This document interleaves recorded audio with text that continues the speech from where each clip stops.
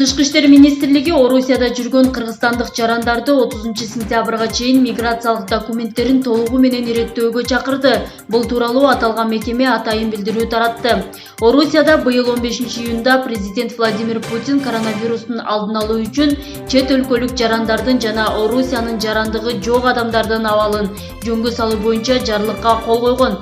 Ага ылайык 30-сентябрда Орусиянын аймагында жүргөн башка өлкөнүн атуулдарына карата миграциялык жеңилдиктердин мөөнөтү аяктайт.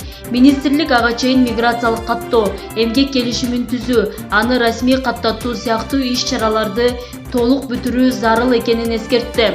Мындай документтери болбогон шартта миграциялык кызмат полиция айыппул салат же Орусиянын аймагынан чыгаруу чечимин кабыл алат.